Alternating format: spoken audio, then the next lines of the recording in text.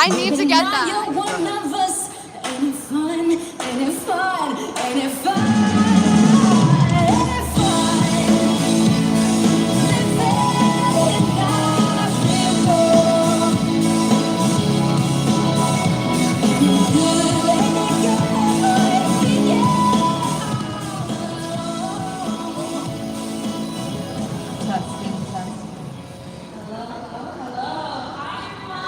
Hello, everybody, all of our friends here. Okay, anybody that's here for the New York City Animal Rights March, please make your way over to the stage. We're gonna have a few pre-performances. Hello, thank you for being here. So many.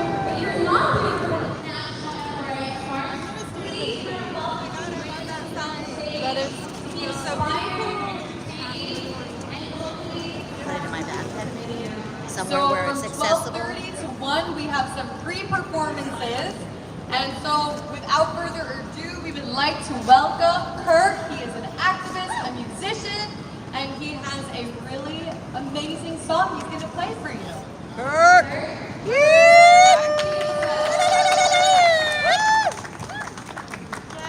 You find a good spot? Thank you, Jamie. Put it Thank somewhere you, that it'll Christina. fit, my love. Don't try to think of it. Look somewhere accessible, but don't put it where it's going to destroy your pocket. Hello, hello. So this is brand new. First time performing. I just brought it this week. Rachel asked me to come up with something, so this is it.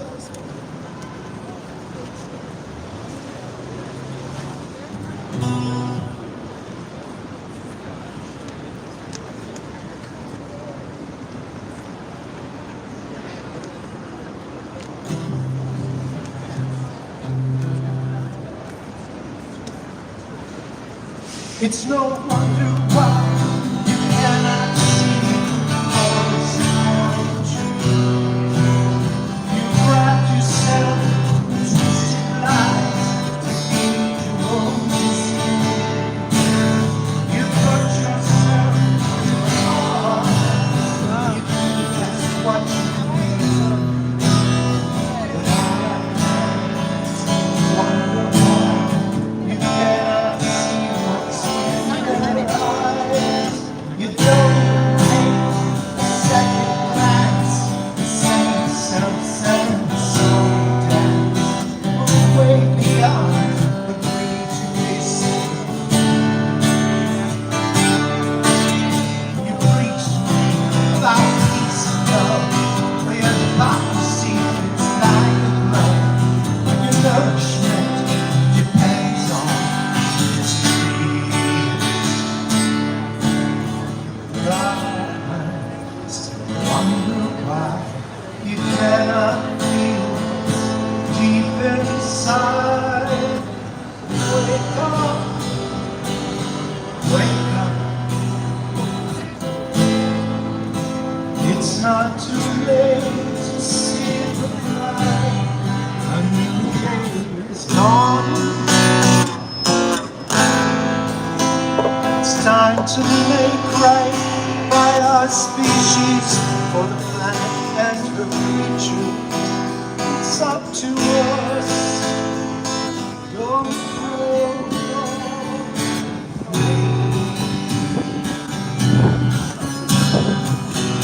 We're burning down forests, causing mass extinction. No plan for the future, for a more evil. No time like the present. We gotta get together. For the show. Justina is our MC today with Ashley Byrne. What are we doing here today?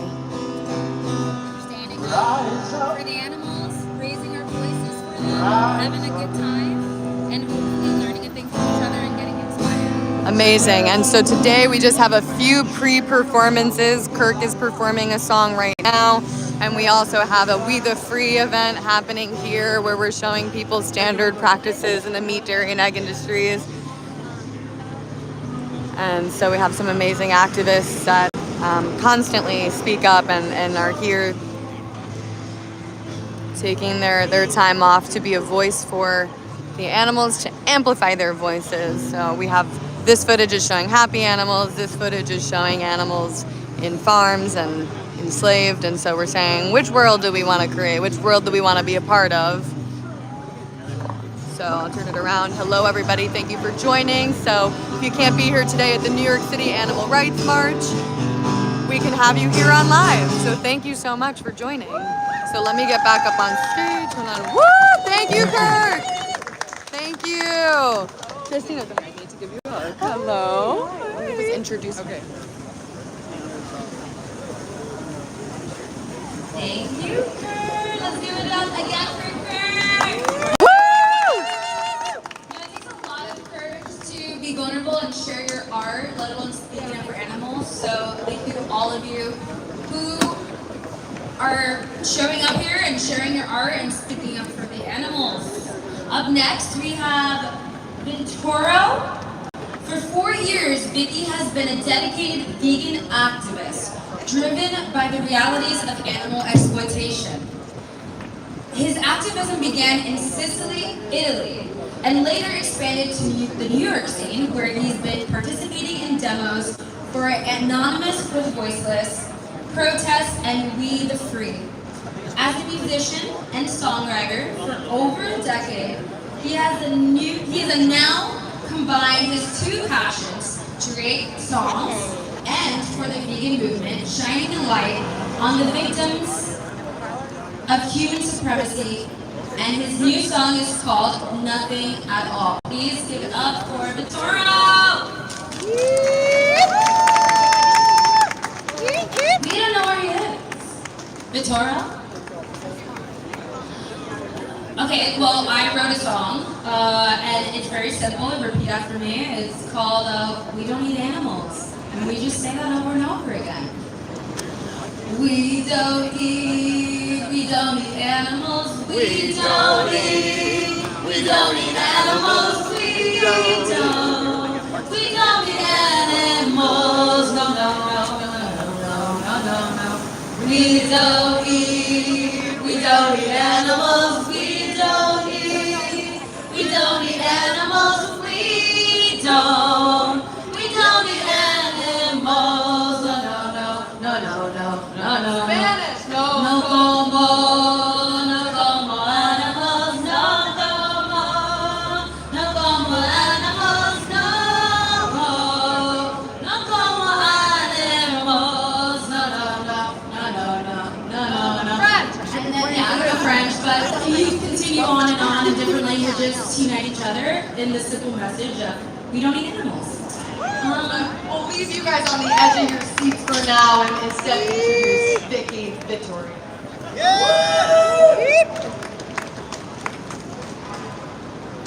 Give it up, give it up!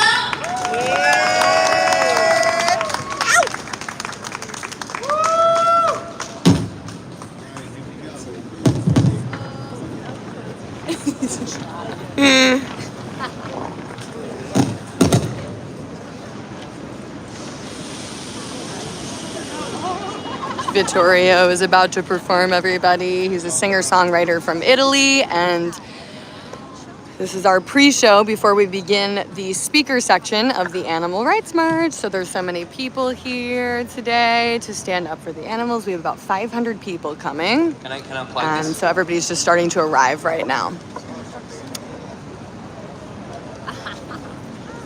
Do you mind sharing our live?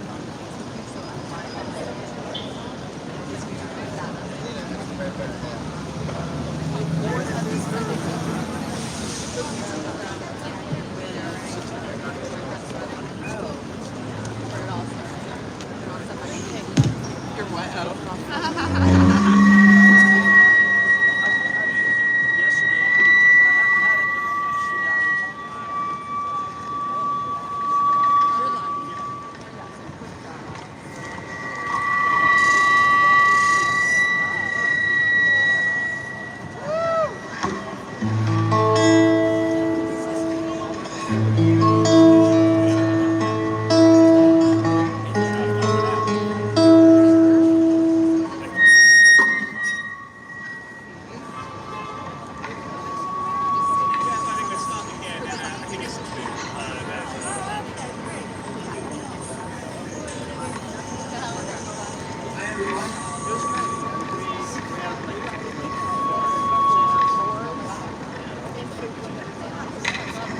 Sorry,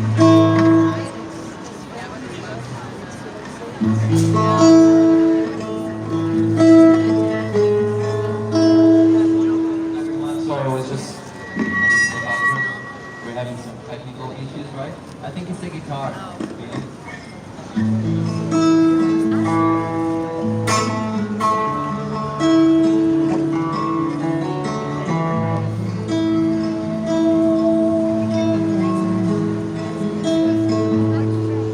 Alright guys, this song is called Nothing at All. Can you hear me okay? Yeah! Is it volume alright? Right. I brought it for the animals.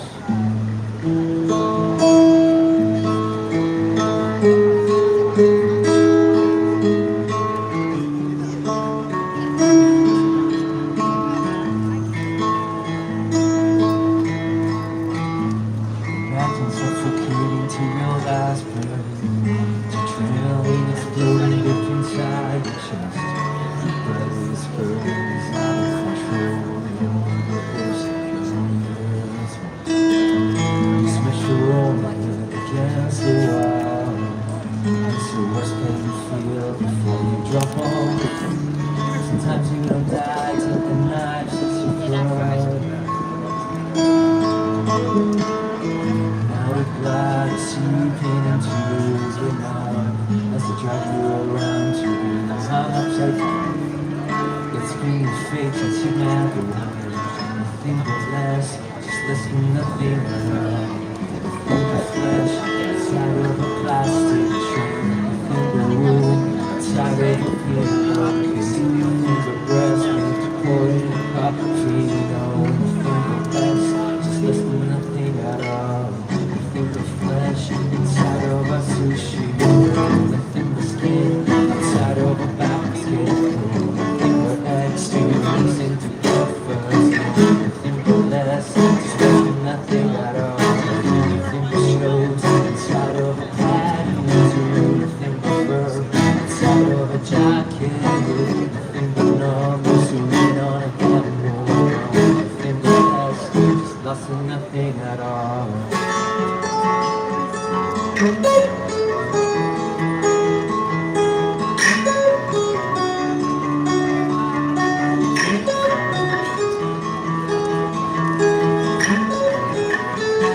Every second, humans exploit and kill 40,000 animals across the globe. Every little second, these sentient beings are denied autonomy and freedom over their own bodies. Their lives are reduced to commodity, valued only for what humans can extract from them. That's why veganism is not a diet, it's not a lifestyle, it is a principle of justice. The belief that animals deserve liberation from human exploitation is not the most we could do, it is the least.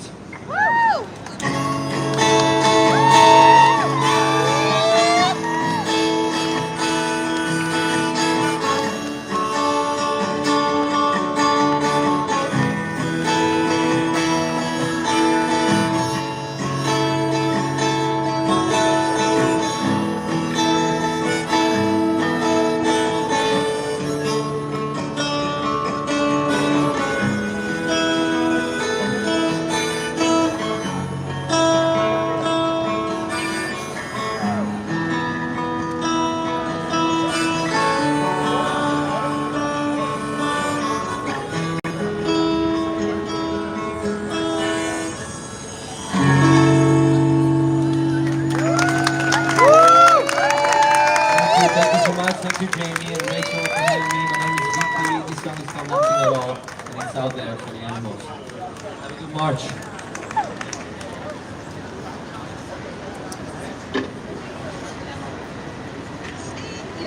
He did so good.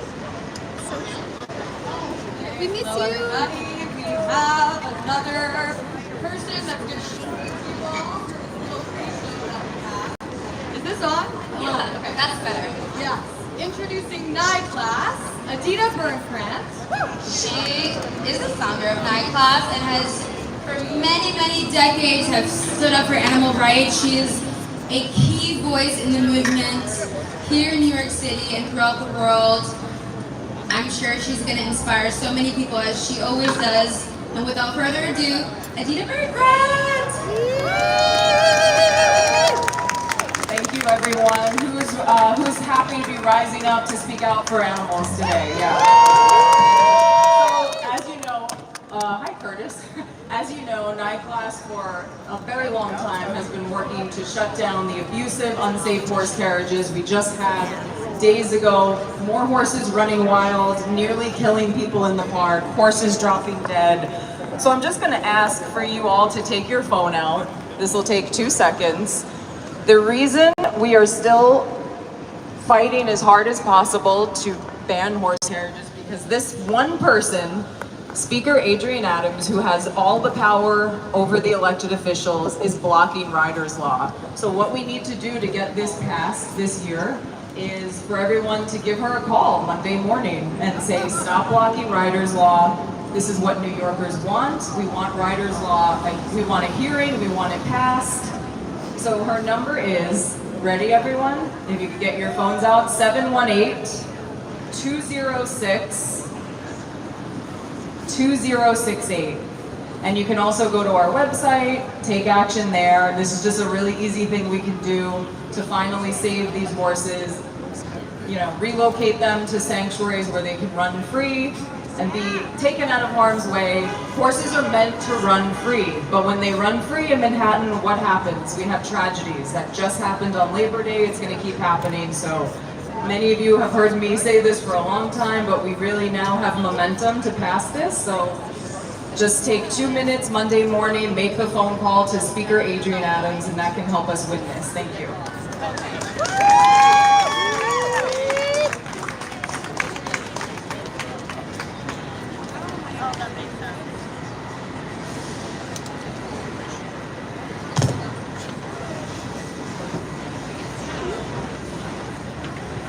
Hello everyone again. Sick of us yet? So we have a few more minutes before we get started with our guest speakers for today. But there are a few activists that we just wanted to give a shout out to. And we have a few gifts for them. People that consistently show up for the animals. People that use their voice even when it's uncomfortable. And yeah, we know how relentless it is and how resilient you have to be to continue to speak up for what's right, even though the world tells you that it's not making a difference, but it is, because look at all of you here. So, our first award, yes, a round of applause for yourself. It makes a big difference. I've learned that. Our first award goes to Linda Mann. Linda!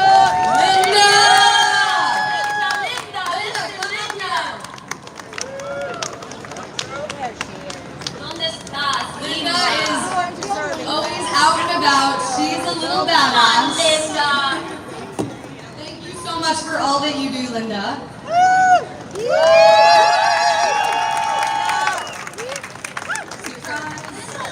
Only a letter. Only a letter. But she's always there, no matter what, rain, shine, no matter what animal or animal rights movement we're specifically speaking of, course she's there. So thank you so much, Linda. So the next person that we would like to acknowledge here today at the Animal Rights March is Miss Margaret Lee.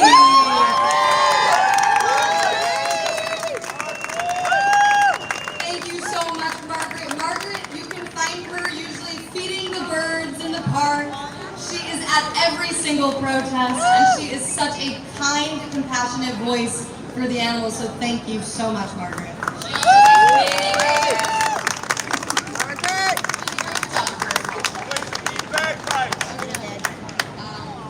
Our next person that we would like to acknowledge is Laura Lepardo. Where's Laura? She's not here yet. Okay. We'll do a recap of that. Okay, so the next person is Mr. Paul Long.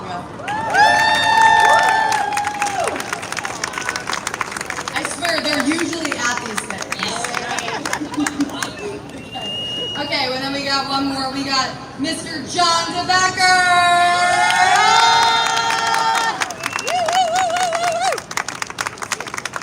Okay, we love you, John, wherever you are. So, we're gonna get started.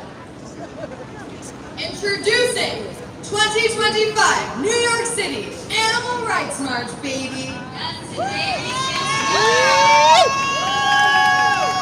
we stand together to demand respect, justice, and protection laws for the trillions of animals in fur skins, feathers who have fallen victim at the hands of humans. Thank you to all of you who have come from near and far. You are the animals' hope. We are going to march today for all of the animals in cages, all of the animals exploited, for their fur, for their skins, for their bodies, for their babies. And we have an amazing lineup of guest speakers for you today. And then we'll hit the streets with our vegan message of love, justice, and freedom. So we want to give a warm welcome to introduce myself, Our MC Justina for the day. and I will say I am an artist, and the first time I actually used my voice to speak up for the animals was at a pig vigil in LA, and it was very, very powerful. And in that moment I realized that I did have a family who actually shared the same moral code as I did, and I really, really understood the importance of showing up. And I know it's not easy. We all have family, friends, work, and just things we just want to do to enjoy ourselves, because we know activism can come with a very heavy load. But it's so important to show up. So thank you all again for being here. We are so much more powerful in numbers. So today we have a very exciting guest speaker list for you. So we're gonna have guest speakers from 1 to 2 p.m. and then from 2 to 5 p.m. we are going to march down into Soho with this message of love and compassion for all living beings. So after the march, we have a horse carriage protest in Central Park, which we hope that you all can make it to. And then we will end our day at Spicy Moon on Bowery, where we can celebrate the day together. Yes, I know it sounds like a long day, but just remember how long the days are for the animals that are trapped with no water, no food, no way of even getting on the other side of their cages. So our first speaker is the co-founder of Farm Sanctuary, a pioneering voice in farmed animal protection. Since the mid-1980s, Jean has worked to end farm factoring and advocate for a just, compassionate food system. Sounds simple enough, right? He is the author of 2 best-selling books, and his work has educated millions. Let's give a round of applause for Jean Bauer!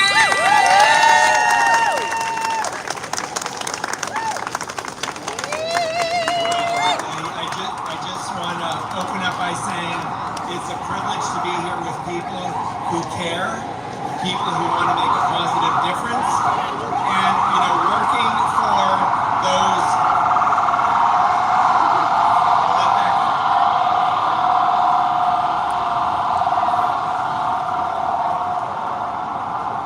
It's like the alarm about this world, and we need to pay attention. There's that old saying, like, if you're not outraged, you're not paying attention. It's really important to pay attention, and then also to take that outrage, that anger, and to channel it into something positive. And for me, a big part of this is identifying those without power who are abused, and non-human animals are among those with the least power who are the most abused. And so I started doing this work back in '86. Actually found living animals on piles of dead animals. We now have sanctuaries in New York and California, and at our sanctuaries we refer to our animals as people. There's the cow people, there's the sheep people, there's the pig people, the chicken people. They are individuals with feelings, with families, with community, with relationships, with memories, with the desire to live and enjoy life. And there's been over time this strange divide between humans and other animals. So we call our animals people, but you know, people, all of us, we're also animals. We're all connected. We share the same earth. We share the same air. We all benefit from clean water. We benefit from treating others with kindness. You know, I have been inside of factory farms. I have been inside of slaughterhouses, and I have seen not only what happens to non-human animals in these places, but what happens to human animals in these places. One of the most important parts, I think, of our humanity is our empathy, which means our ability to see somebody else and understand them and care about them. And in the factory farming system and these other industries predicated on animal exploitation, human beings basically have to lose our empathy.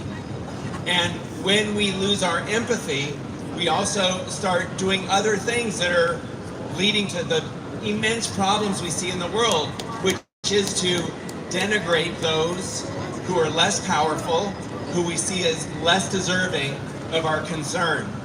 And, you know, in the case of farm animals, there's subtle things that happen every day that most people don't even think about. You know, being called a pig, for example, is not a compliment, right? This is an inherent denigration of pigs. Being called a turkey is not a compliment, right? So these are the kinds of ways that our belief systems and rationalizations begin to enable and allow us to lose our empathy and to come up with excuses for the harm we cause. It has been said that human beings are rational animals. I don't think we're very rational. If we were rational animals, we would not be destroying the planet the way we are. We would not be destroying each other the way we are. I think it's a lot more accurate to say we are rationalizing animals. And when we do something that doesn't feel right, we come up with reasons to say, oh, it's okay. In the case of eating animals, for example, we need to eat animals for protein, right? This is a massive rationalization, a massive myth that has been instilled in our society. Many people believe they need meat for protein. It's completely untrue. Another myth, and this is one of those things that's actually put out there by animal agriculture. Factory farming is very entrenched in Washington, D.C. and in state capitals. They get billions of dollars of government support. They control institutions and infrastructures. But not only that, they influence the way we see the world and the way we think. So this idea that these animals are here for that reason, right? That is a belief system, and it's a very harmful belief system. Because when we say somebody is there for my purpose, I'm entitled to do these horrible things to these other individuals, that leads to very bad things, and we have seen this.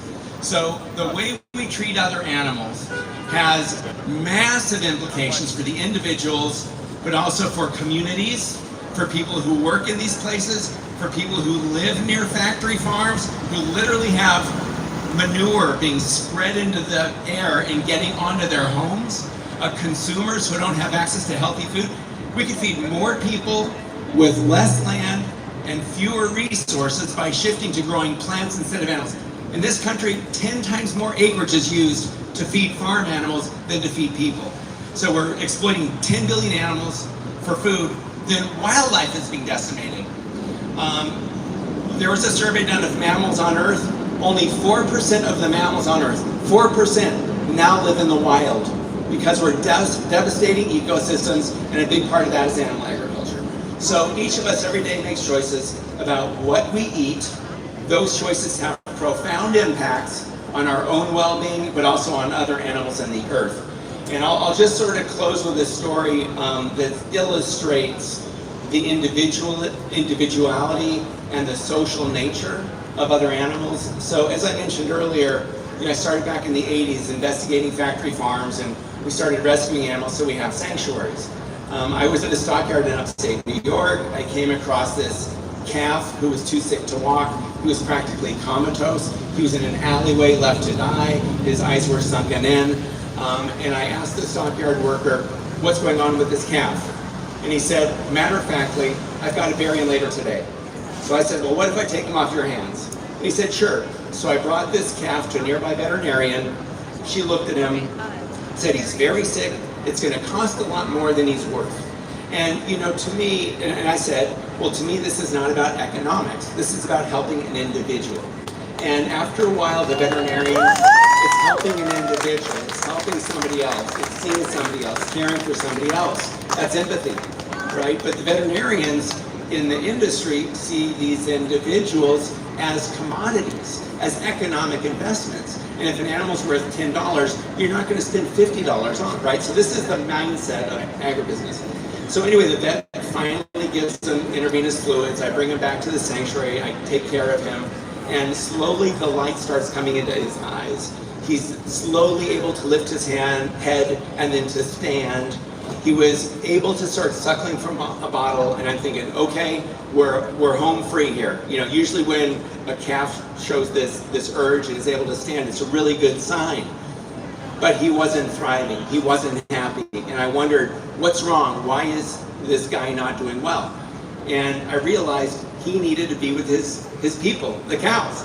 So I brought him out to the cow barn, I put him in a pen, the cows gathered around, they mooed to him, he mooed back, and this spark came into him. He ended up living with us for close to 20 years. His name was Opie. He weighed close to 3,000 pounds in his prime. So watching that sort of healing is not only healing to other animals, it is healing to us. And so the way we treat other animals, we're creating systems and relationships of extraction and abuse and violence. And then we start rationalizing these things. This is bad for everybody. And we're here today to say, it doesn't have to be that way. We can live well without harming other animals. And if we can do this, why wouldn't we? We're talking about a basic humane kind of sentiment that most people would agree with. So animal rights is not a fringe idea, it's core to our humanity. And I'm just, again, so grateful to be here with you, some who have come from long distances, I know. And thank you for being here, thank you for showing up, thank you for paying attention, and thank you for caring.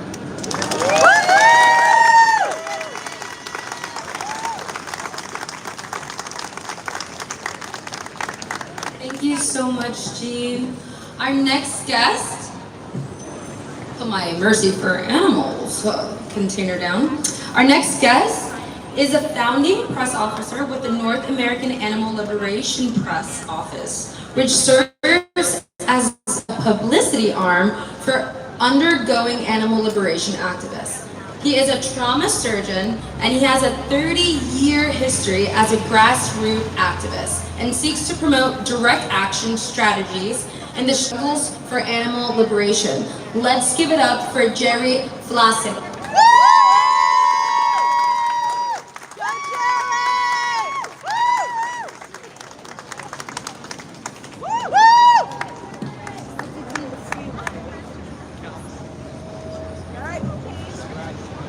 Hey everybody, I'm Jerry Vlasic. I'm a press officer with the North American Animal Liberation Press Office. For the last 20 years or so, we've been speaking out on behalf of activists that break the law to help animals, advocating for such activities, supporting prisoners when it rarely somebody gets captured, and I couldn't be prouder for my role in that. I'd like to address a few ways that everyone here can be an ally to all those beings that are suffering in cages, enduring misery and despair. Our mission is clear. We're here to ignite a flame of courage in each one of you, inspiring you to take bold, direct action for non-human animals. Direct action isn't merely a tactic, it's one tactic of many, but it's also a moral imperative. It's the unwavering resolve of individuals, people like you, who refuse to look away. You too can be part of this movement. You can get off your computers, get off your phones, and take action directly. You can make a statement and you can change lives. You may have posed the question, does what I do matter? Can my actions really make a difference? I can assure you, those who heed the call of direct action never question their impact. They are the true allies of the animals, and you can be too. Each of you have the potential to be that turning point in an animal's life, to bring hope where they had none. Let's talk about the power of direct action. Sometimes this means inflicting economic sabotage against those who exploit and oppress our non-human brethren. Some may debate the morality of such actions, but it's an act of profound moral courage to dismantle the tools of the oppressor. These tools come in many forms, from the cages on fur farms to the storefronts of luxury brands that are clinging to animal exploitation. In the words of my friend and former animal liberator Peter Young, when your why is strong, the how will naturally follow. Illegal direct action is one of many methods that we champion because we know it will take multifaceted strategies working in harmony to eradicate these cruel industries. We're not here to reform animal abuse, we're here to end it.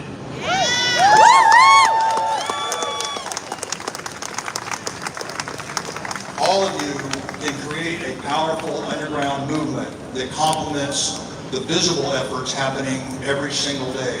First Amendment protected protests, pressure campaigns, home demonstrations. Each one of these is a vital piece of our collective strength.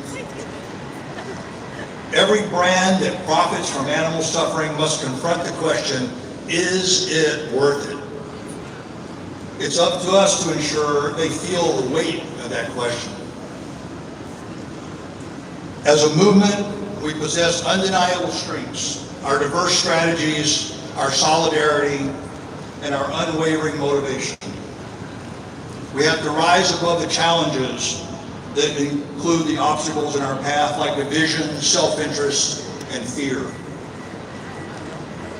History has shown that when we remain focused and collaborative, transformative change is possible. Just look at the fur industry.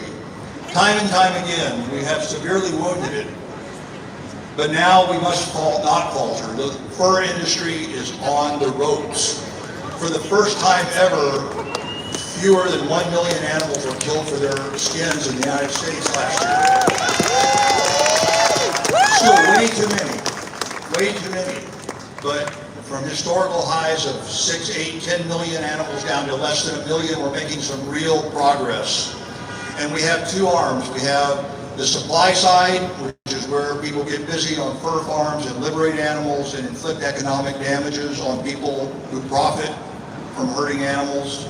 And there's the demand side, people like Coalition to Abolish the Fur Trade. They're out there attacking the people who demand fur in their shows and in their lifestyles.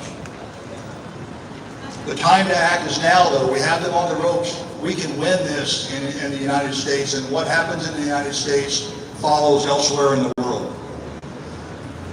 Animal liberation is a table supported by strong and stable legs. Each of you plays a critical role. Consider how and where you can be most effective. My personal opinion, the most effective that any one activist here can be is to use underground direct action to either save animals directly or to inflict economic sabotage on those who profit from their exploitation. If for some reason you can't do that, then the next most effective thing you can do is join a pressure campaign like those run by the Coalition to Abolish the Fur Trade and put direct pressure on those who are still profiting from the fur industry. There will be protests tomorrow against these targets. Condé Nast, which is the main target for the Coalition to Abolish the Fur Trade, until they get the fur off the pages of their fashion magazines, and LVMH target as well. This is your call to action. Whether it's drafting legislation or grabbing a megaphone, using bolt cutters to free the imprisoned, or even smashing windows that symbolize oppression, take action. Rise above your fear. The time is right for every one of you to join this righteous fight. Together we can create a world of empty cages. We're almost there in the fur industry. We can make it happen, and we can make it happen now. Time to act now. Thank you.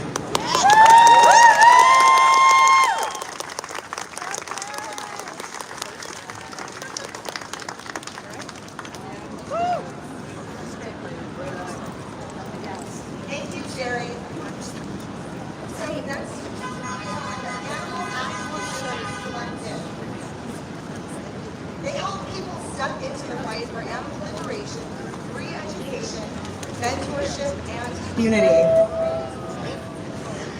They meet activists where they are, help them find their path, and build a strong, united movement for lasting change.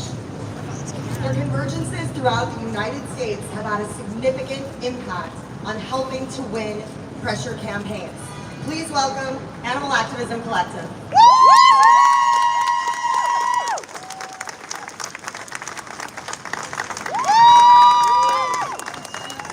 What a gorgeous day for animal liberation! Hello.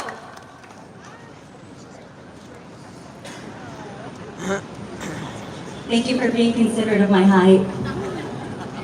Hello. Thank you to everyone here who has chosen to be an ally to the animals. They deserve so much better than the world as it currently is for them. Each of us here has the potential to be a doer. A doer uses their human privilege and every resource available to empty cages. I am happy to speak about the resources offered by Animal Activism Collective, AAC today, because they have been true friends to the animals. When ongoing campaigns faced obstacles, including repression, the solidarity demonstrated by this group led to victories for our beyond human brothers and sisters. The animals deserve these quantifiable victories: systemic change, consistency, and active, not passive allies. If you are interested in becoming one of these allies, access animalactivismcollective.com, where AAC offers free educational resources, workshops, a mentorship program pairing you with experienced animal rights activists, and community. One way in which AAC and the Coalition to Abolish the Fur Trade foster community and very effectively apply pressure to targets is through convergences. In these large-scale gatherings, activists collaborate for several days on pressure campaigns. These in-person events emphasize factors that have the power to topple industries, including personal and community development, strategy, and focus. I have attended several of these convergences and can personally attest to how they resulted in animal abusers conceding to demands.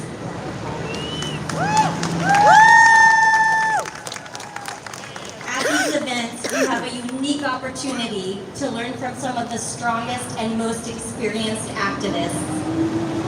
To learn more about these events, the Omni campaign against the atrocity known as Foie, Gras, and the campaign against Condé Nast on behalf of fur-bearing individuals follow Animal Activism Collective and the Coalition to Abolish the Fur Trade.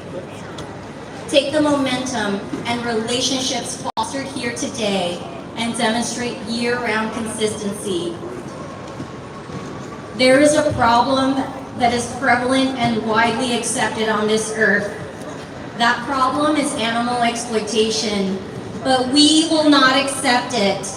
I urge you to stand in solidarity with us and the animals of this earth. They deserve it.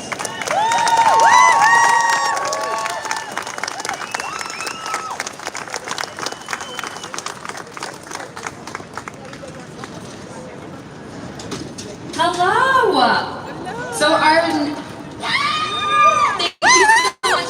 Now a quick little housekeeping thing.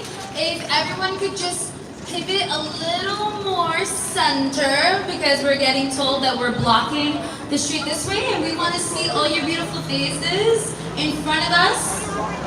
That's amazing. Thank you. We know how to follow directions. That's incredible. So our next speaker is the CEO and President for Mercy for Animals. She is the author of Transformation and Grilled. With over 20 years in animal protection, she's led global campaigns, launched Compassion in the World Farming US, and founded MFA's Transformation program, helping farmers shift from factory farming to sustainable crops. And she also has a short film coming out in October called Henrietta, and it's incredible, and it's an amazing way to get our youth to get aware about what's happening to animals. Please give it up for Leah Garces!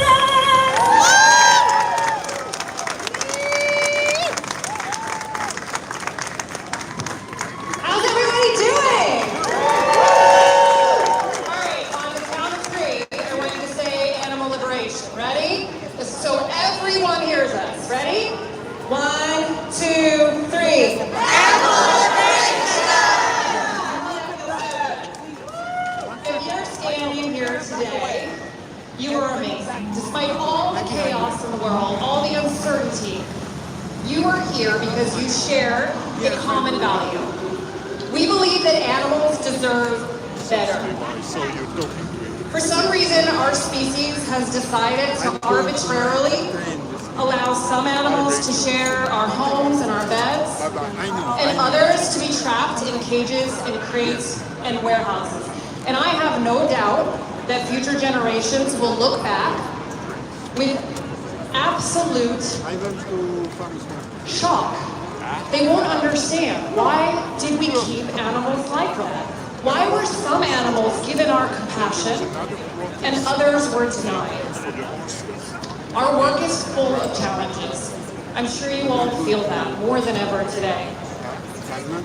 And as we face those challenges, one of the things I find hardest is how to think about the people that continue to engage in slaughter, in raising animals, or exploiting them in any way. Has anybody struggled with that? Yes. Yeah. And it can be a feeling of hate.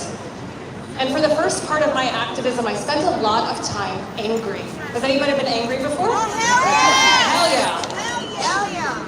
And has anybody felt exhausted from that anger and that hate? Yeah, it's an exhausting feeling. Recently about a decade ago, I went through a transformation with that hate. It was 2014, and I was working with a farmer. By every definition, this person was my enemy. He was a factory farmer for chickens who were going to slaughter for chicken sandwiches, etc. My whole career I had spent fighting against someone like him. I had fought him, I had hated him, I had wished him ill, literally.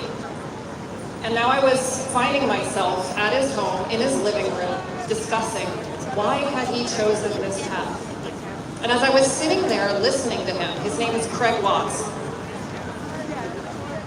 my anger, my hate transformed into something else. Shame.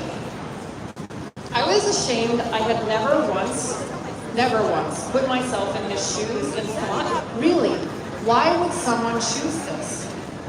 What caused him to choose this path? And as we sat there and I actually was curious and I actually listened to him, it turned out that he was stuck. He was trapped in a cycle of debt and struggle and living at the poverty line.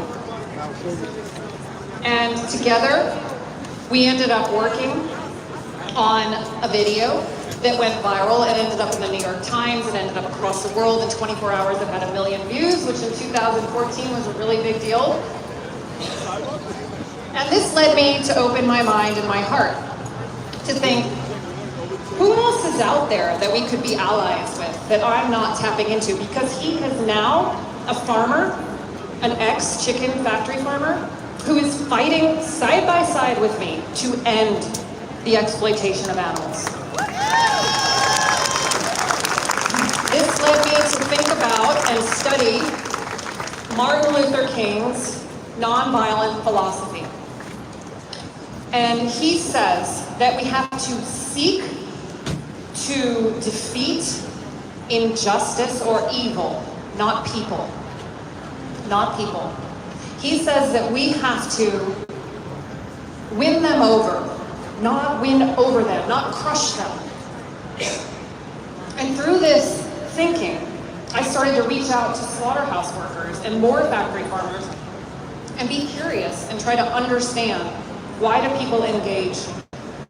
And how can we take the bricks out from the foundation? And now I have partnered with slaughterhouse workers and more factory farmers, and even people who were previously CEOs and head of industry in big meat companies. And if you go away with anything today, I want you to go away with less hate and more curiosity and more love. Because we are a movement that believes in compassion at its core. We believe that we have to defeat the system. The system is evil, and we have to defeat it. To do that, we have to win over more and more and more people. To do that, we have to show up with love and compassion everywhere we go. So as you go out today in March, let your compassion shine. Let it just emanate and just radiate out of your bodies as we march through the city. The animals are counting on us. Future generations are counting on us. And I know we will not let them down. Thank you.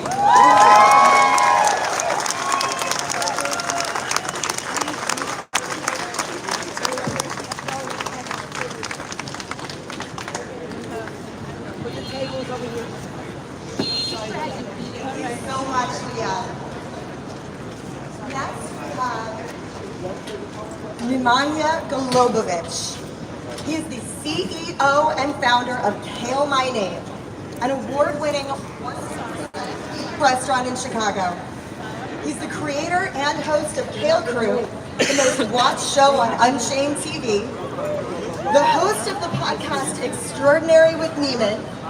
He's a passionate advocate for animals and plant-based living, and his work is followed by over 500,000 people across social media platforms. So give it up for Nemanja.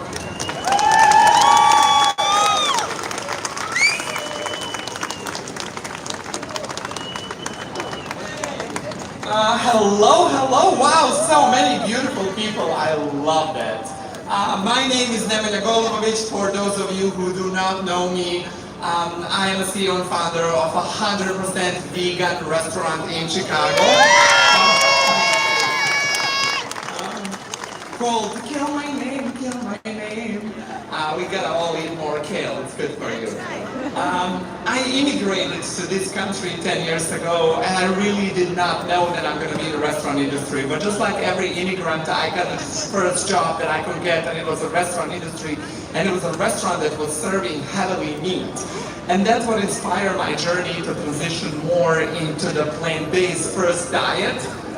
And I'm a vegetarian. And my main reason for the animals, I really did not want to contribute to animal cruelty. And I said, oh, I'm going to be vegetarian, without realizing that there is something worse than meat industry, and it's dairy and egg industry. Dairy industry is a never-ending hell. Because I've noticed how cows are such a wonderful mother. Some of you have kids, I'm sure cows love their kids the same way you love your children. So taking them away just so we can take milk is really not worth it. It was not worth it for me, and that was the moment when I decided to go vegan. And then I realized, being in the restaurant industry, what better can I do than open a fully vegan restaurant myself? So that's exactly what I did as a part of my activism. But, thank you. My activism was always so joyful and through food, and I was always thinking how I'm just going to bring people together and show them how delicious and fun and diverse the vegan food really is. And I hope that will change something, and it's changed so many life of others who tried, who noticed that the vegan food is actually really delicious, so it helped. But I then thought of something else. I got a completely different story, but I'm so moved. Here's Leah, she just spoke for me. Yesterday they had a screening of a rescue chicken that I'm wearing right over here right now, Henrietta. And last night I learned her story and it made me sob. I just cried. I couldn't stop my tears. Like my friend next to me was like, shut up.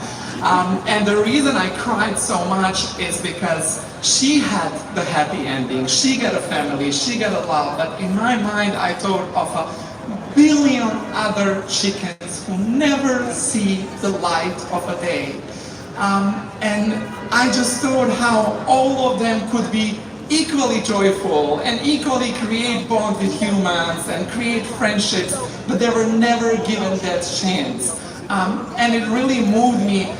So when I further think about my activism and the things that I would love to do, as before I was all about the joy, about the love, about the food, but now I'm thinking, if I were the animal, if I were in a cage right now, waiting for my own slaughter, would I want me to be joyful activist who just is so always happy and hoping one day people will bring around, or would I love all of you to get on the street and have the signs and demand my freedom?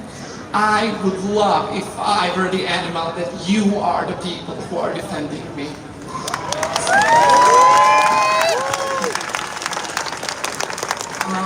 So, in my name and in the name of all the animals of the world, I thank you for everything that you do. Keep going.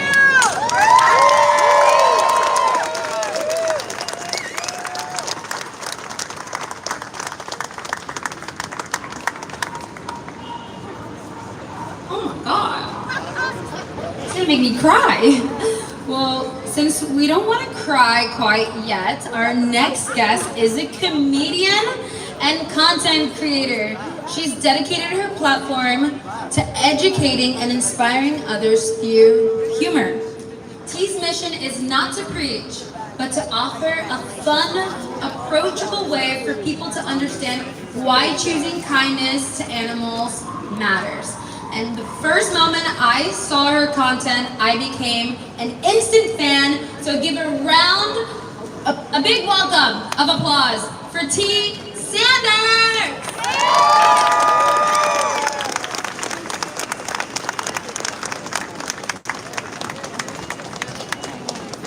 All my animal lovers, make some noise. Let me hear you, let me hear you. All right, now really quickly, this might not go over like you think it will, but all my black people, make some noise. We gotta do better. Not do better. I love white people. I really do, but I see the absence in us. I see that there is a missed opportunity for black and brown people to be in a room like this. I'm gonna be honest, I've been vegan this month 9 years.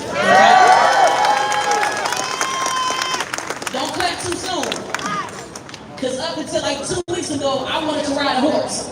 I didn't know any better until I met Nima, the gentleman that just came up there. Shout out to Kill My Name, I just met him not too long ago, and I wrote a list of the things that I wanted to do growing up as a kid, and I wanted to do as an adult. And I said, I want to ride a horse. He said, no, bitch. That's what he said. I said, I want to go on a dog sled. He said, nope. And I didn't understand the importance of speaking up for animals, because my motto was, if you don't have a social security card, I don't care, right? But it's not until you start actually putting yourself connected to an animal.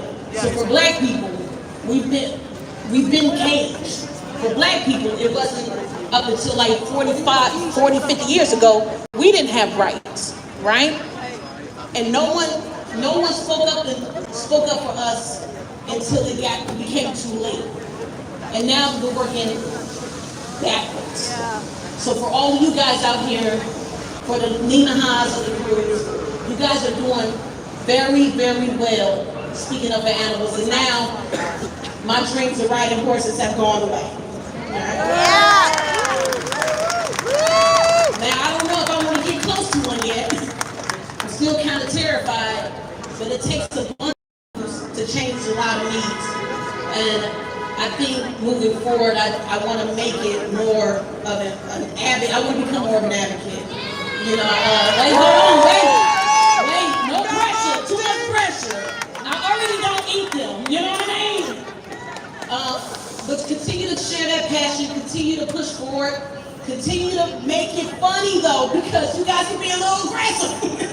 You make me nervous sometimes. But as a person that can speak to a lot of people, as a person that can speak up for Black people, I promise I'm gonna do my part. So thank y'all so much for having me. All right? And I will also say, eat plants, eat coochie, not animals. I love y'all.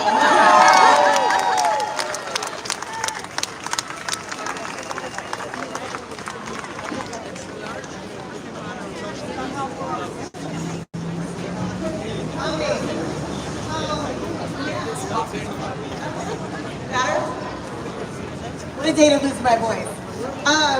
All right. Next up, we have Mike, a founding member of DC Coalition Against Foie Gras, a group that has successfully pressured over 20 restaurants to stop serving foie gras. Mike has organized hundreds of protests addressing a wide range of animal rights issues, including the sale of fur, the use of gas chambers to kill pigs, animals exploited in circuses, and the slaughter of kangaroos for athletic shoes. Welcome, Mike.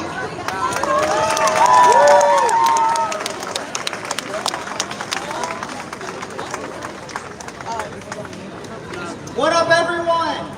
I'm so honored to be here today, fighting for the animals with such an amazing crowd. Thank you, Rachel and Jamie, for organizing this event. Thank you, everyone who helped promote this march. And thank you all so much for being here. My name is Mike, and I'm a co-founder of the DC Coalition Against Foie Gras. To move from this area. Please tell everybody to move. If you don't know what foie gras is, it involves force-feeding ducks and geese and giving them liver disease. The DC Coalition Against Foie Gras was founded by myself and 2 other activists. At the time, none of us worked in animal rights. We had experience organizing protests, but we didn't have a lot of experience running campaigns. Our goal was to go restaurant by restaurant, getting them to drop foie gras. We emailed them, called them, and finally show up in person, asking to speak to the owner. And if they ignore us or don't drop foie gras, we protest them, leave comments on their social media, negative reviews on Google.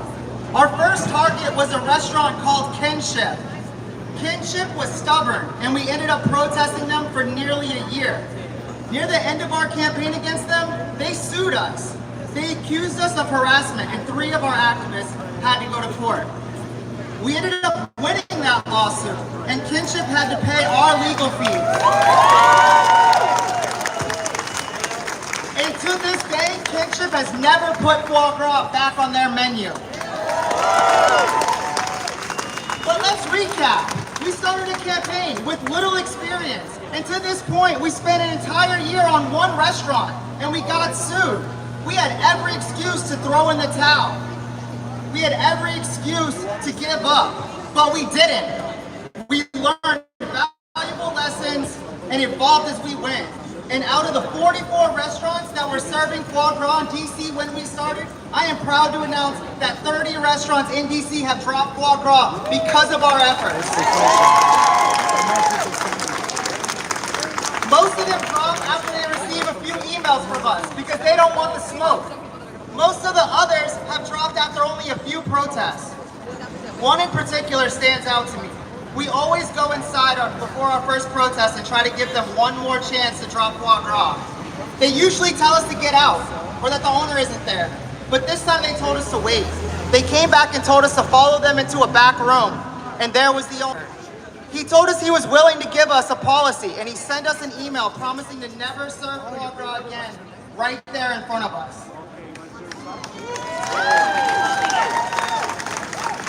Another one that stands out is one where they ignored us when we went inside. But 5 minutes into our first protest, the chef came outside and said, "Okay, you convinced me. We'll stop serving it." We got her and the owner to send us an email on the spot, and we left.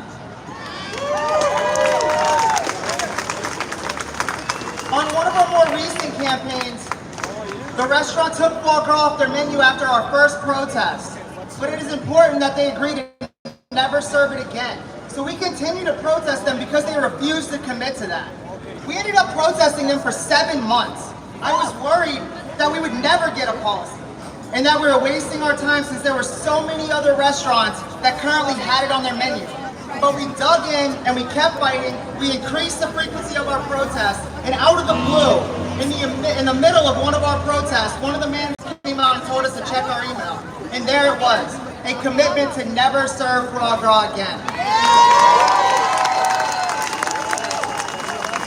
I tell you about our highs and our lows because things aren't always going to go smoothly. Every campaign is different, and each one has the potential to throw a new curveball at you. But the animals need us to fight. They need us to fight when we're tired, to fight when things aren't looking up. They need you to fight for them just as hard as you would want someone to fight for you. This is a battle. Human beings are condemning animals to cages, chains, and endless suffering. The only way we stop them is by getting active and fighting against those that mean to harm animals for profit, pleasure, convenience, or tradition. If you're here today, that means you made the decision that enough is enough. You will not stand by while animals are imprisoned, mutilated, tortured, and killed for the luxuries of humans. So on behalf of all the animals suffering at the hands of humans on this planet, I beg you to get involved and stay involved in the fight for their life and their peace. If you're a seasoned activist, I want to thank you from the bottom of my heart for what you do. And I look forward to continuing to fight alongside you. If you're a new activist or thinking of becoming one, please get involved. I know it might seem hopeless at times, but there is so much progress we can make here and now if we have enough dedicated people. Signs. I'm going to leave you all with a quote that I love. It says, "Never doubt that a few good people can change the world. Indeed, that is the only thing that ever has." Let's go change the world. Thank you.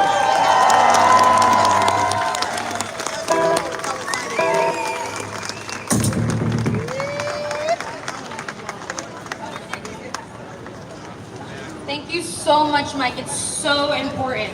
We forget about things like Gras, you know? We stay focused on the same things, and there's so many things to tackle. So thank you again, Mike, for all that you do.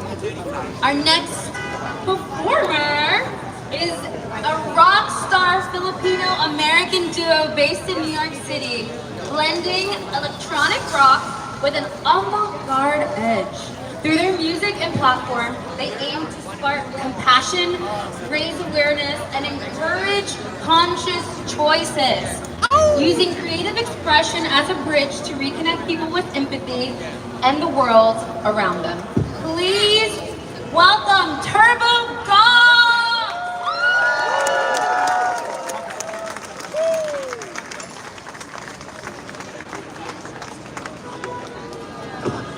Turbo Gras. Oh yeah, where is he?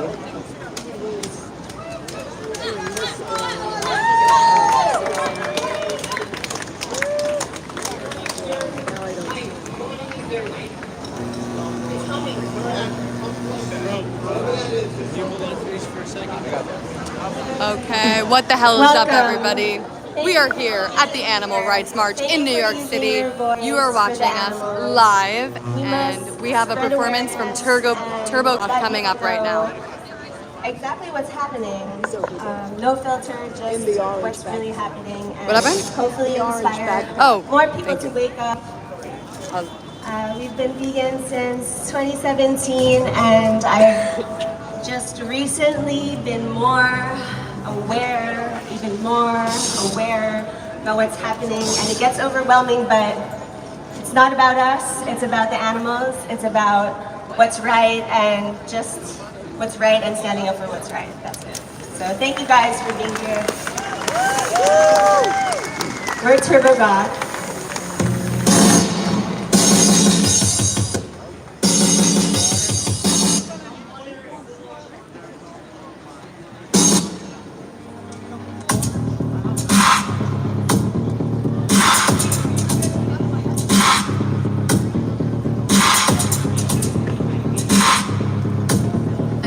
this mic, okay.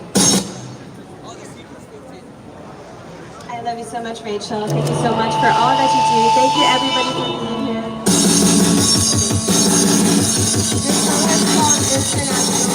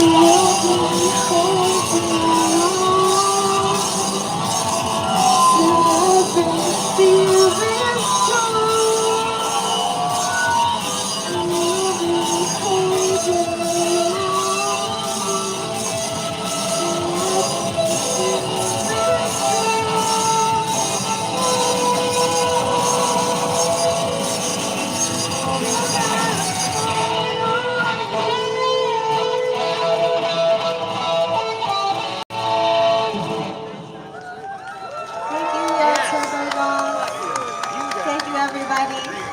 Continue to speak up for the animals that are counting on us. Thank you.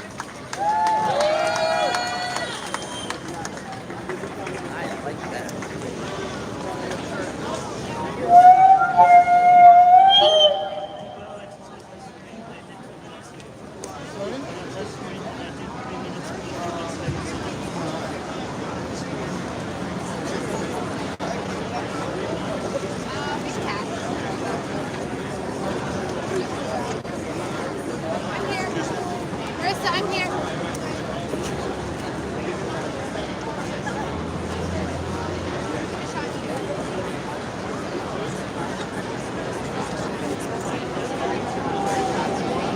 We have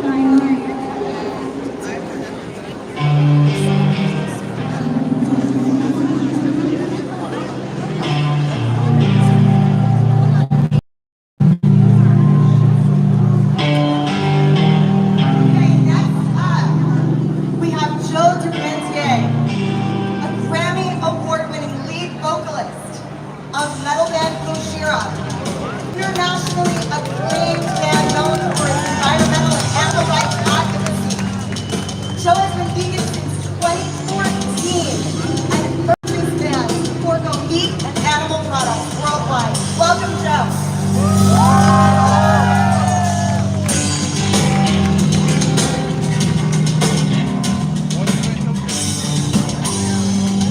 Yo, what's up? How you doing, everybody? Thank you so much for being here for the animals. We hear a lot about animal lovers.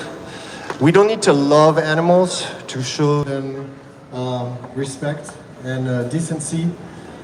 You don't need to love someone to express compassion. I think we all understand what compassion is. We feel for our friends, our family, our loved ones. We don't want them to be stressed out. We don't want them to be sad. We understand compassion, right? But as a society, we can only extend that compassion so far, it seems.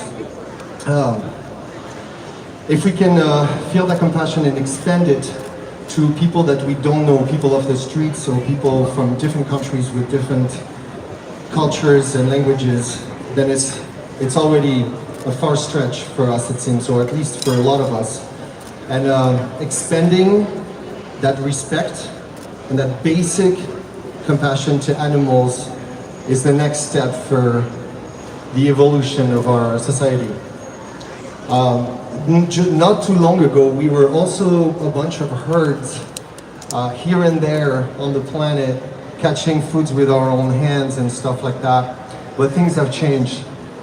We, as a species, we evolved so rapidly at an incredible pace, and we lost something along the way, and it seems like we're so disconnected with our clothing, our cars, our homes, our roof, to protect ourselves from rain and winter. Animals don't need that. They're ultra connected to Mother Earth, and it's something that we lost, and we need to get this back.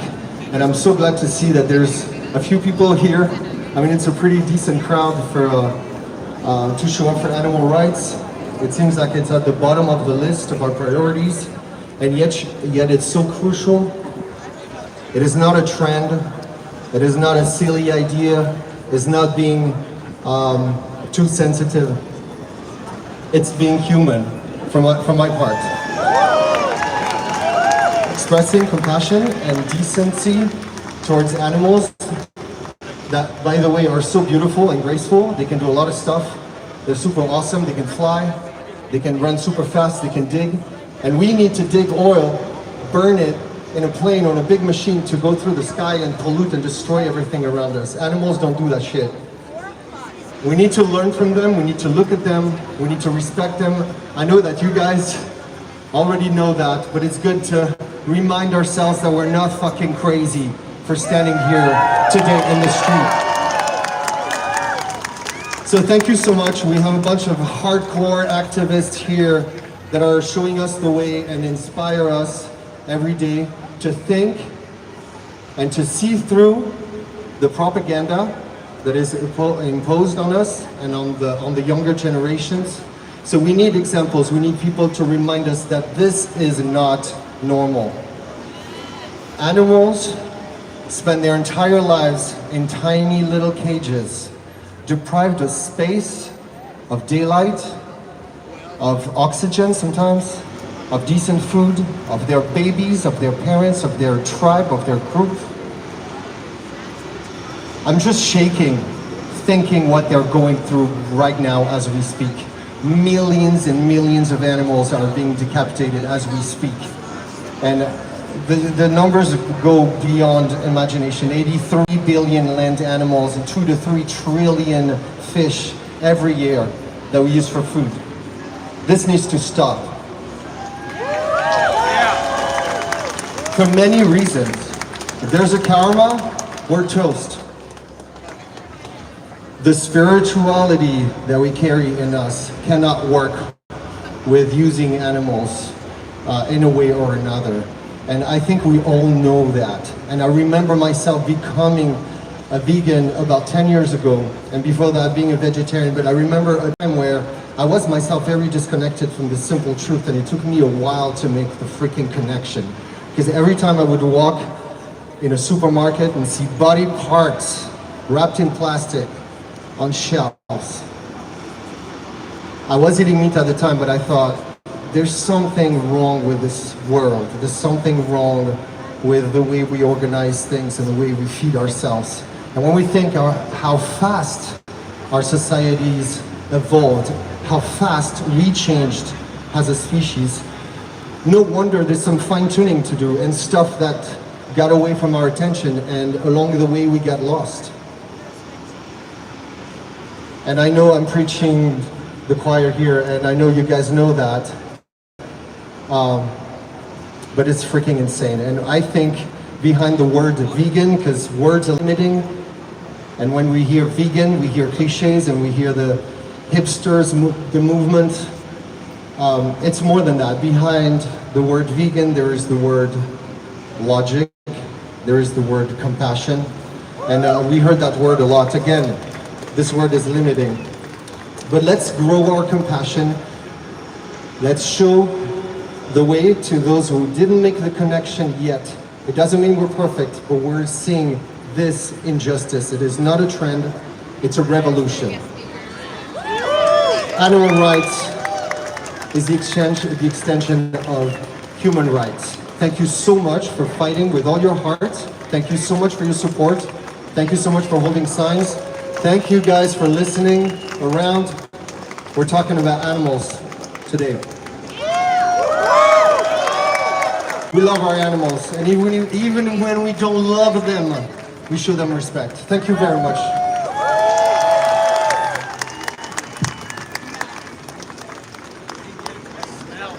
Quickly, I just want to say, my wife Vilma and her partner Shelly, Artemis Beasts, are going to perform for the animals right now. So, yeah, stick around.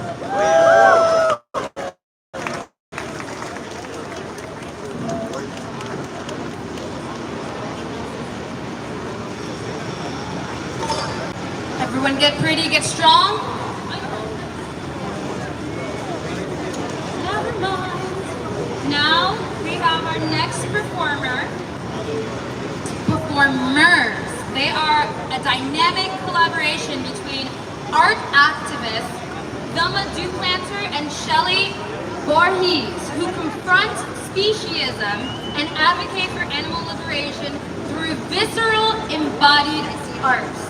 Wearing handmade animal masks and industrial sculpture forms, they transform into hybrids, half human, half animal, inviting audiences to face the often hidden realities of animal exploitation. Please give it up for Artemis Beasts!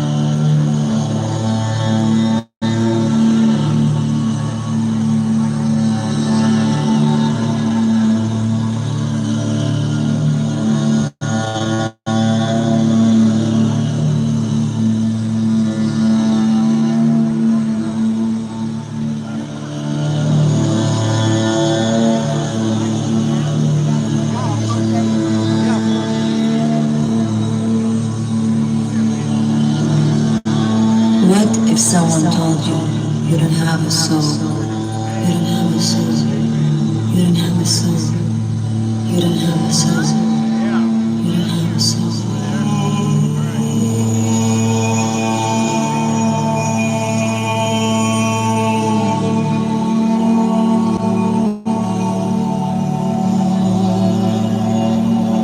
What if place of another.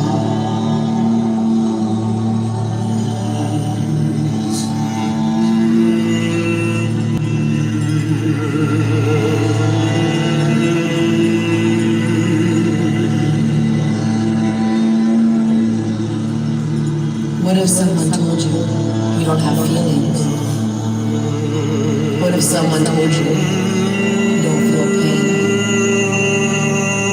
What if you could never feel the sun on your skin? What if you could never breathe the fresh air?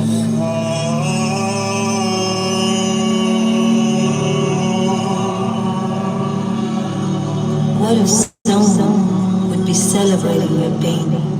What if someone would be entertained by your terror? What if someone think you don't deserve to live in freedom?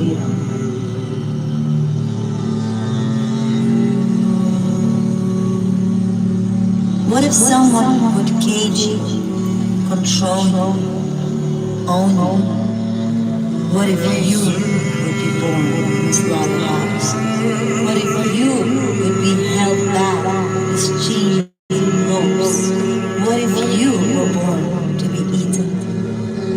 What if someone told you you were born to be food for someone else? What if your children would be dragged away from you to be killed? What if someone told you your cries are not real?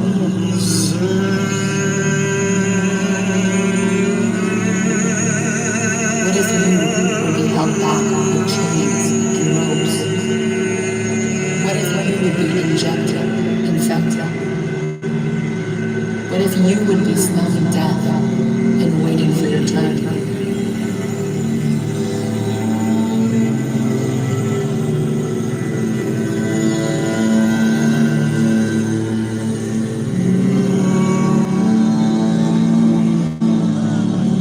What if you were born to be eaten? What if someone told you you were born to be food for someone else?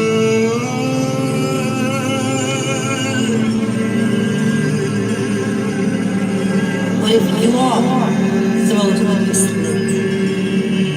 What if you would be left to bleed to death? What if someone says that they love you, but then they kill and eat you? What if your body parts would be cut off in pieces and served as a delicacy? What if you would be left to bleed to death? What if your head would be placed on the plate as a centerpiece on the table? As a centerpiece on the table.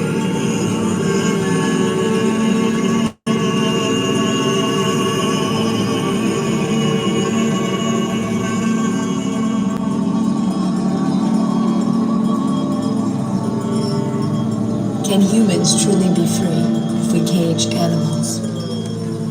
Can we seek freedom if we take it away from others?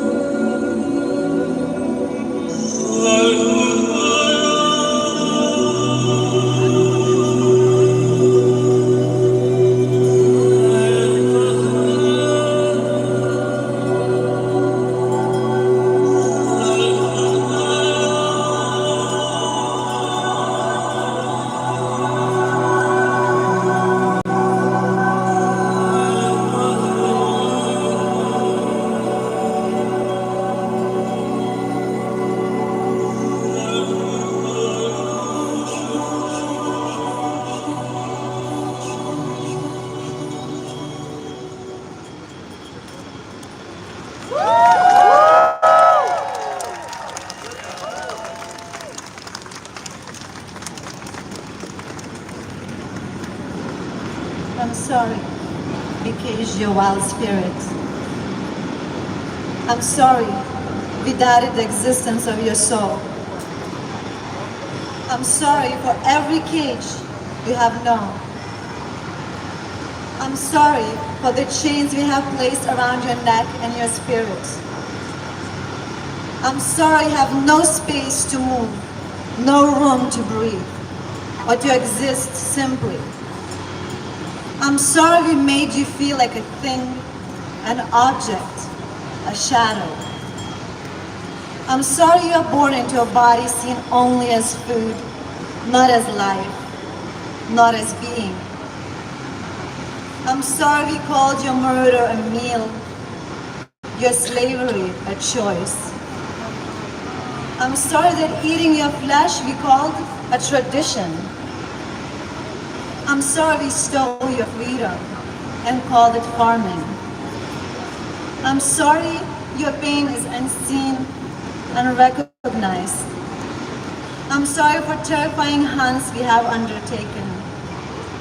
I'm sorry we silence your screams with your appetite. I'm sorry we silence our screams with your appetite. I'm sorry we silence your screams with our appetite. I'm sorry we wrapped your death in pretty packaging. I'm sorry we still believe in our created life that we need your flesh for survival. I'm sorry for cruelty we have normalized. I'm sorry we were born into a dark world of fear. I'm sorry we took you away from your mother, from your natural habitat. I'm sorry. I'm sorry we are killing your children. Yeah. I'm sorry we taught our children to love animals, but not you. I'm sorry, even though your pure soul would never hurt us, we continue hurting you. I'm sorry for the painful world we've made, where your worth is measured by our needs, our desires. I'm sorry for your body being bought and sold against your free will. I'm sorry you are only treated like a commodity to make money. I'm sorry for all the neglect and collective abuse. I'm sorry for all the times we've been entertained by your pain. I'm sorry for all the moments we could have chosen to fight for love, but we chose fear instead. I'm sorry for the silence we've kept and continue to keep. I'm sorry for all the times we turned away when we should have acted. I'm sorry that we are also still scared to break into dark chambers to free you. I'm sorry we have ignored your sorrows for so long. I'm sorry we still don't answer your cries. I'm sorry your cries are still unanswered by more than 95% of the world. I'm sorry we're not ready to open all the doors and set you free, but I promise we will never stop striving to set you free.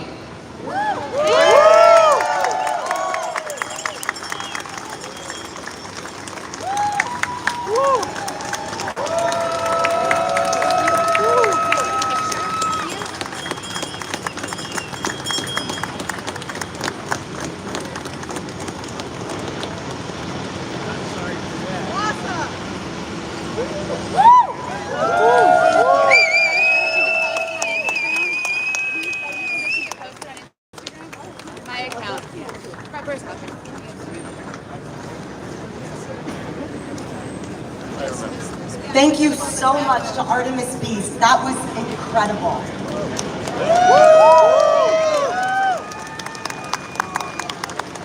Next, we're going to hear from Michelle, who has, for many years now, been using her social media accounts under the name Veg Without Me to do activism, reaching her audience through videos, and she's going to tell us about it.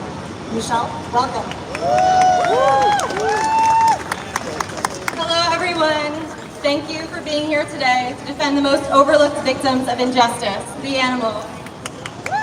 This movement is unique because, as we all know, the animals cannot fight back or organize protests.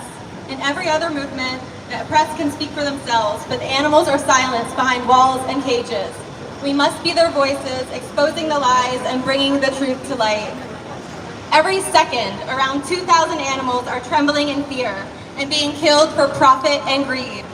We are here for the male chicks in the egg industry, ground up alive in macerators. We are here for the pigs suffocating in gas chambers, often ripping their own limbs off as they struggle to escape. We are here for the animals in laboratories, suffering as chemicals burn their skin or as they're forced to swallow poisons. We are here for the chickens, shackled upside down, often conscious as their throats are slit. And all of this is done for something as trivial as a sandwich or a lipstick, all of which can be replaced with cruelty-free vegan options. I remember the first time I saw footage from the dairy industry as a vegetarian. A newborn calf dragged from her mother, only to be slaughtered as a waste product. She cried for days, searching for the baby she could never see again. I went vegan because I knew it could never be justified. That truth changed me. And so many people who aren't yet vegan only need to hear it to change too. We have the power to stop this, and the animals are depending on us. This injustice will persist if we remain silent.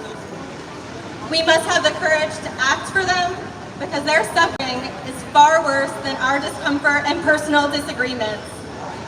The animal agriculture industries thrive on lies, making exploitation seem normal, necessary, and humane.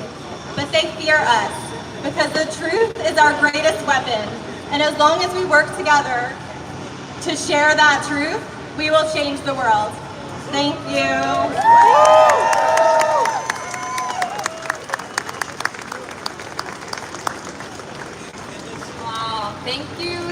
Thank you, all of you who are here today, and thank you for all of our guest speakers and performers. We know how much it takes out of you. It's a very heavy topic, so us uniting is everything.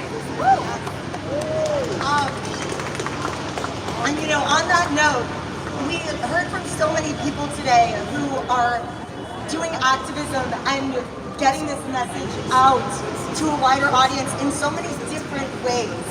And everyone who's marching today, I mean, if you look around you, you're going to see so many people, and a lot of them are different from you. A lot of them might believe have a lot of different opinions from you, come from different backgrounds from you. That's something that's naturally going to happen as our movement expands, as we want it to expand.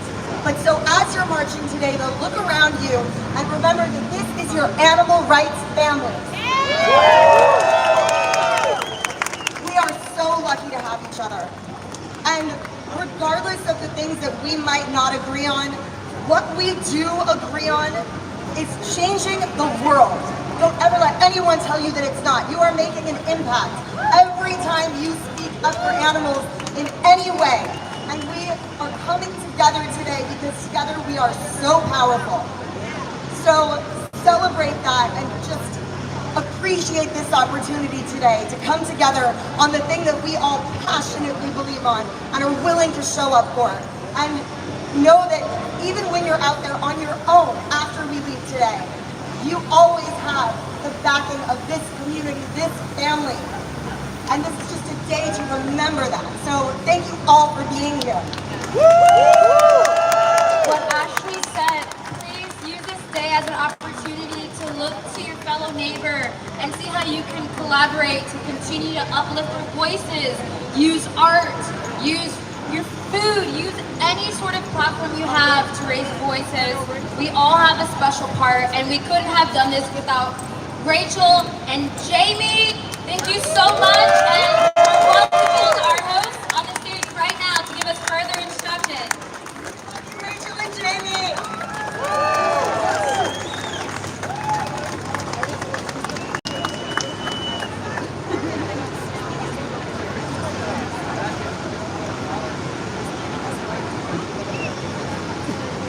Good afternoon, everyone. You all look absolutely beautiful. vegans, compassionate, and here to speak up for the animals today. And I can't thank you enough for showing up. It doesn't matter if we're 300, 1,000, or 50, as long as you show up. That's what matters. And that's why we came here to do this for you and make it happen.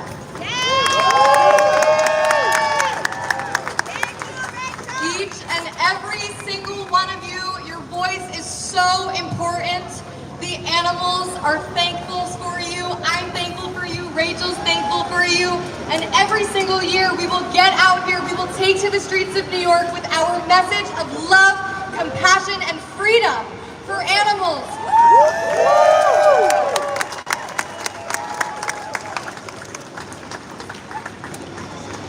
Okay, so we want to just give a little rundown of what's going to happen in the next 20 minutes, 30 minutes, and then we're going to take to the streets and do this march, okay? So, thank you so much to the guest speakers, to the performers.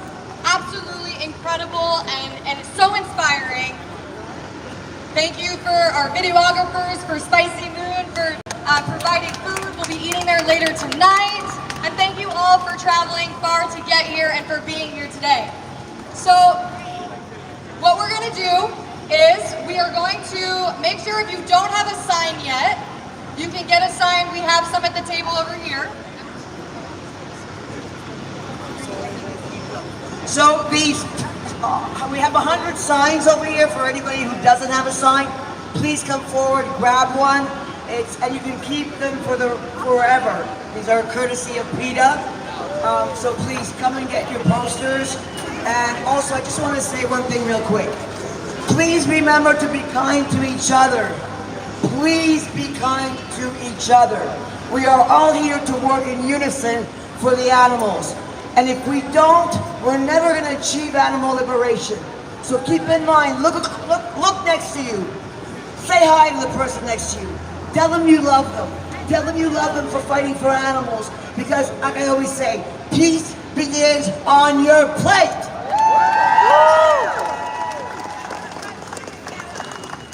So then, as soon as we're done with this, get your signs. We're going to gather behind the mobile billboard right behind you. And what I ask of you guys is not to walk over each other. Try to give some space to the person in front of you. And also we'll look like we have a lot more people to at the same time. But yeah, so we're going to march all the way down. The police is going to, the NYPD is going to lead us. The truck's going to lead us. We're pretty much going straight into Soho. We're gonna make a left and then a right to Fifth Avenue and go through Washington Square Park. Once we're in Washington Square Park, we're gonna walk into Soho down Mercer Street. Once we get there, we are gonna take on one of the biggest giants that abuse animals for their fur, their leather, for exotic skins. So we're gonna go, like I say every year, we're gonna take on that next contender and give them a spanking of their life. We have people that are going to be leading chants. So if you don't have the chant list, you can go to the Facebook page that this event is listed on, and we have the chants listed there. So you can listen to the chant leaders, and then we will be loud for the animals today. After we march down into Soho, we will be going to protest the horse carriage industry at Central Park. So please be there. That will begin at 5:30. Ajita's going to explain this. So just to explain where we're going to go, everyone, does everyone know where Grand Army Plaza is near the park? So it's basically like, it's an open area with a big statue near the corner of 5th Avenue and 59th Street. So probably if you look up Grand Army Plaza, make sure you do Manhattan because there's one in Brooklyn. That's where we're going to meet at 5:30. And I just have to ask everyone, keep your distance from the horses because these carriage drivers are a bunch of criminals. They will spook their horses, blame it on us. So just keep your distance from those from those criminals and the horses. We just don't want any problems, but I hope you all can come and make a powerful action to ban horse carriages. Amazing. So we're just getting started here, guys. So let's take 15 minutes. We're just going to pack up some of our stuff, and then we will be ready to hit the streets. So thank you for being here.